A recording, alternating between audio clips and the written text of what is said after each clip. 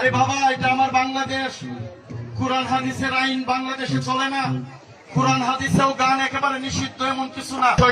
আজকে আমাদের এই সমবেত আমরা যারা এখানে বসছি, মূলত বাংলাদেশের জারি সারি গানের ঐতিহ্য, বাংলাদেশের ঐতিহ্য হয়েছে আমাদের এই জারি সারি বাউল গান। এগুলো আমাদের এই সমাজ থেকে উঠে যাচ্ছে। আমরা যারা ইদানিং করার চেষ্টা করতেছি, এইগুলা বাধা দেওয়ার জন্য একটা শ্রেণী কিন্তু উঠে পড়ে লেগে আছে।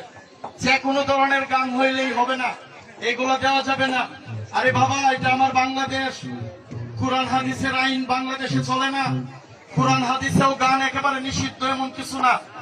তবে দয়া করে আপনাদেরকে বলি, আমাদের এই ঐতিহ্য, আমাদের এইখানে যারা সমবেত হয়েছে, অনেক বাচ্চারা এখানে জড়িত আছে, অনেক মানুষ এখানে গান শুনতে আসছে।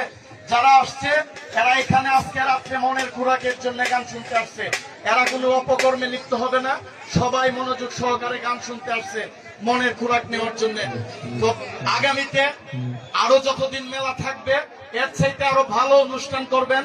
আপনাদের পাশে আরিফ ভাই, আমরা সবাই থাকবো ইনশাল্লাহ। এর চাইতে আরো ভালো গান আমরা যাতে উপহার দিতে পারি, সবাই আমাদের জন্য দোয়া করবেন, এই আয়োজক কমিটির জন্য দোয়া করবেন। সবাইকে ধন্যবাদ। আসসালামু আলাইকুম।